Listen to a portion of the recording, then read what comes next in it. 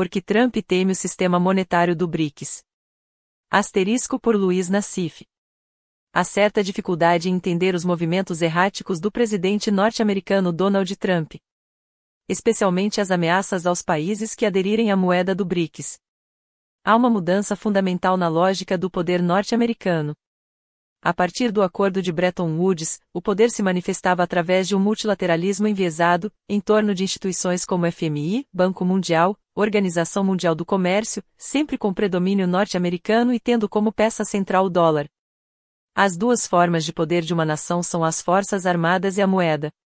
Desde então, o dólar cumpriu todas as funções de uma moeda referência. Moeda de reserva internacional, cerca de 58% das reservas cambiais globais sendo denominadas em dólar.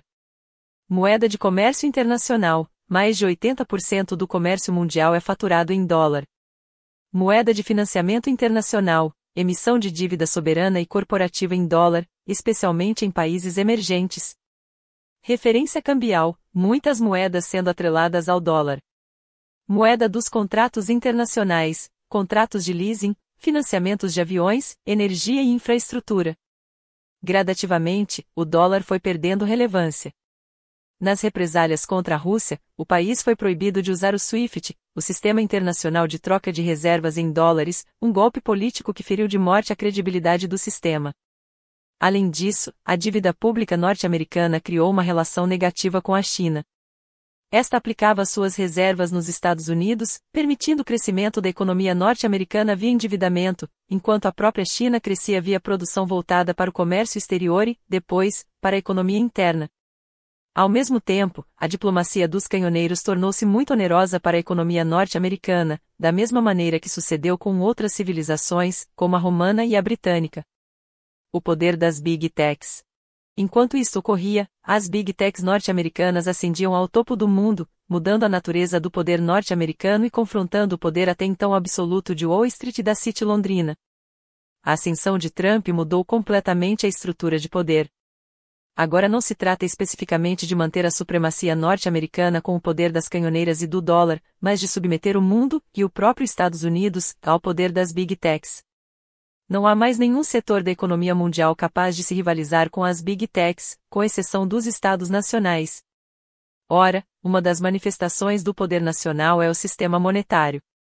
Hoje em dia, o único poder a confrontar a postura ditatorial de Trump, nos Estados Unidos, é o Fed, representando o poder do mercado financeiro.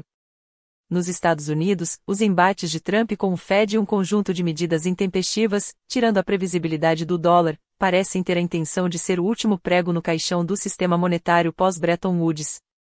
A estratégia interna de Trump está explícita: a troca das moedas nacionais pelas moedas privadas. No dia 1 do novo mandato, 23 de janeiro de 2025, assinou a EU 14.178, Fortalecimento da Liderança em Finanças Digitais, revogando regras anteriores e estabelecendo um grupo de trabalho para criar um marco regulatório claro para as criptomoedas. Pouco depois, instituiu a criação de um Crypto Summit na Casa Branca e nomeou um Crypto Czar, David Sacks. Em março de 2025, aprovou um decreto presidencial para criar uma reserva estratégica de Bitcoin e um estoque digital de ativos, BTC, ETH, XRP, SOL, ADA, chamados por ele de Encrypto Capital of the World. A ordem determinou que os Estados Unidos mantenham e auditem cerca de 200 mil BTC apreendidos, comparando-a a uma forte Knox digital. A SEC foi orientada a suavizar sua atuação, novas empresas cripto cresceram e várias ações foram suspensas ou abandonadas. A CFTC, Comissão de Negociação de Futuros de Commodities, recebeu reforço, enquanto uma unidade de combate a crimes cripto do DOJ foi dissolvida. Trump é fortemente investidor, plataformas como Old Liberty Financial, Stablecoin $1, Meme Coins, Cifrão Trump, Cifrão Melania, e grandes participações em Bitcoin e Ethereum, o que elevou sua fortuna em centenas de milhões. O papel do BRICS. No Ocidente, o poder absurdo das Big Techs vem sendo questionado justamente pelos Estados nacionais, a União Europeia e o Brasil.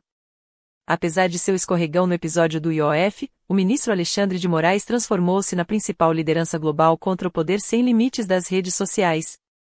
Google, Apple, Amazon, PayPal estão avançando céleres para serem dominantes na categoria de meios de pagamento de base ampla, Retail Payment Instruments, categoria onde se enquadram os cartões de crédito. No futuro, bastará trocar as moedas nacionais por criptomoedas. Com o avanço da inteligência artificial, o controle global ficará mais próximo. É nesse quadro que surge o BRICS trabalhando um novo sistema monetário, articulando, preservando e fortalecendo o papel das moedas nacionais e desenvolvendo uma rede BRICS Pay na interoperabilidade de sistemas de pagamento. A regulação das redes e, agora, a montagem do sistema monetário dos BRICS, são empecilhos às pretensões de Trump, de ser o novo dono do mundo. Nas discussões do NDB, novo banco dos BRICS, uma das preocupações era justamente definir limites para o uso da inteligência artificial e a preservação da chamada soberania monetária. Todos os países BRICS defendem a preservação de suas moedas nacionais, real, rublo, rupia, yuan, rand, etc., como pilar de autonomia macroeconômica. Isso se reflete em 3 frentes. Tabela dimensão por enfoque. É interessante a comparação da BRICS mais Inteligência Artificial Charter, Carta de Inteligência Artificial dos BRICS, com o EU Inteligência Artificial Equity, União Europeia, e as diretrizes OCDE-ONU. Tabela comparativa. BRICS mais Inteligência Artificial Charter Multiplicação EU Inteligência Artificial Equity Multiplicação Diretrizes da OCDE-ONU. Nesse jogo, a posição do Brasil pode ser sintetizada em 3 princípios. Valorização da ética, direitos humanos e justiça algorítmica, como o Inteligência Artificial Equity. Também defende soberania tecnológica e dados locais, como o Charter BRICS.